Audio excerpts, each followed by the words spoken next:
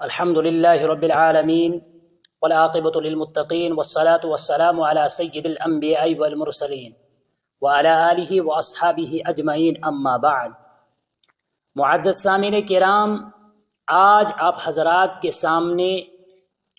مشکات شریف کے اندر اور بیہقی شریف کے اندر آئی ہوئی ایک حدیث، جس میں ایسے 5 لوگوں کا تذکرہ ہے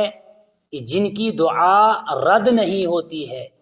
ان 5 لوگوں کے بارے میں آپ حضرات کو بتلاؤں گا کہ وہ 5 لوگ کون کون سے ہیں کہ جن کی دعا اللہ رب العزت ضرور بالضرور قبول کرتے ہیں۔ چنانچہ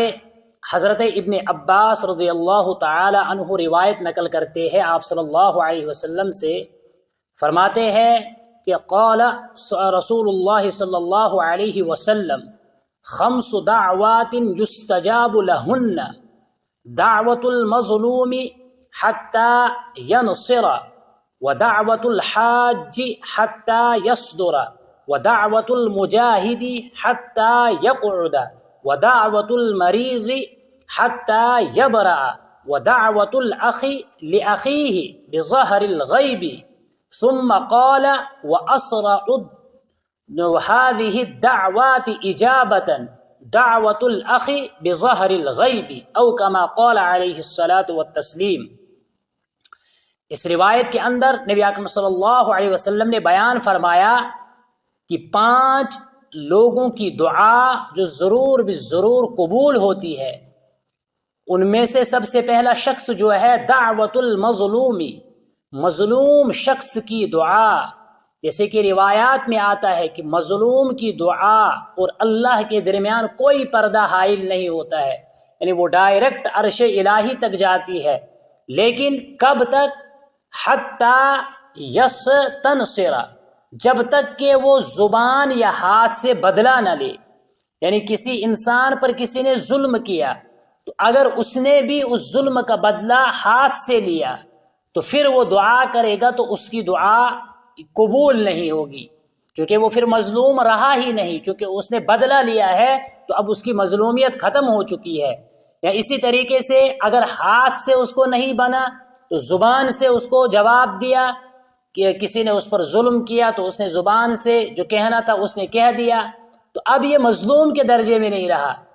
اس نے چونکہ اپنا بدلہ لے لیا ہے، اب اس شخص کی دعا اتنا جلدی قبول نہیں ہوگی، یہ چونکہ مظلوم نہیں ہے۔ تو سب سے پہلا شخص وہ ہے کہ جس کی دعا رد نہیں کی جاتی ہے، وہ مظلوم ہے، لیکن تب تک جب تک کہ وہ اپنا بدلہ نہ لے۔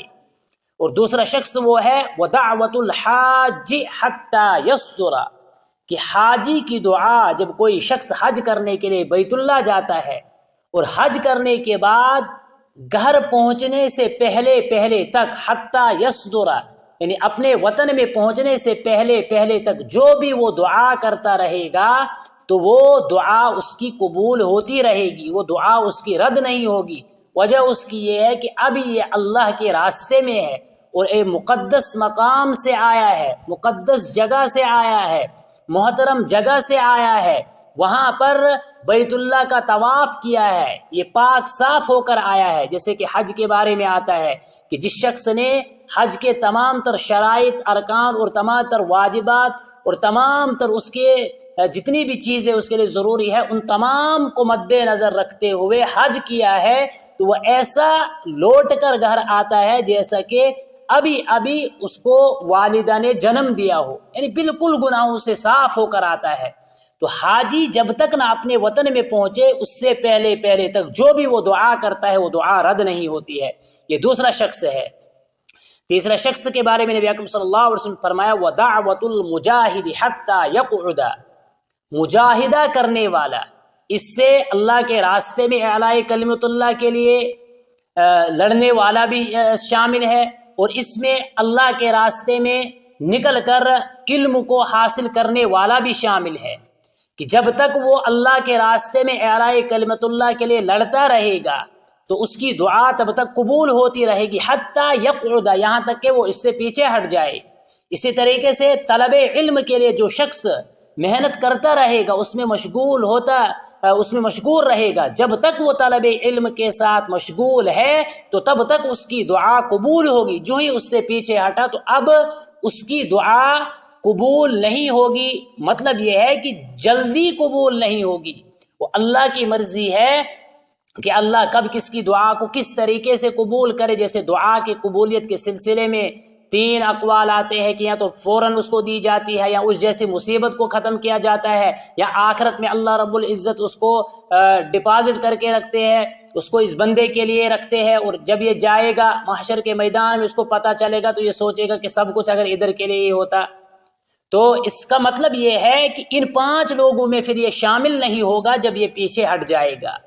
اور اس کے بعد نبی اکرم صلی اللہ علیہ وسلم فرمایا وَدَعْوَةُ الْمَرِيضِ، بیمار شخص کی دعا، بیماری کی حالت میں جب تک وہ بیمار رہے گا کسی بھی بیماری میں، تو جو بھی وہ اللہ سے دعا کرے گا اس کی دعا ضرور بھی ضرور قبول ہوگی، اس کی دعا رد نہیں ہوگی،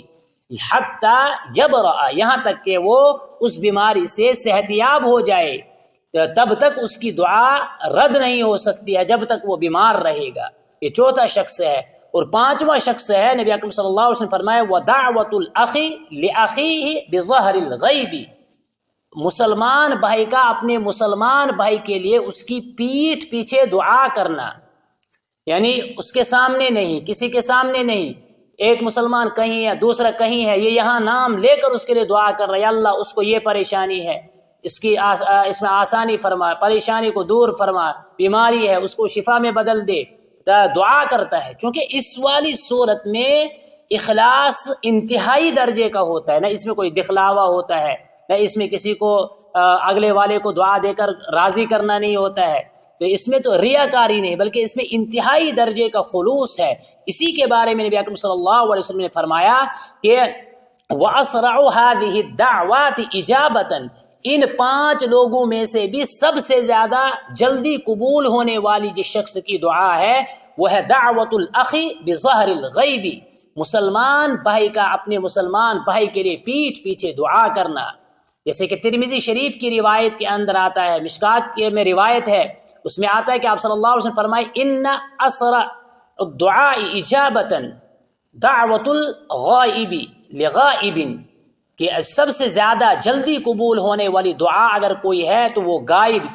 کے حق میں ہے، جو سب سے زیادہ جلدی قبول ہوتی ہے۔ اللہ رب العزت اس پر عمل کرنے کی توفیق عطا فرمائے۔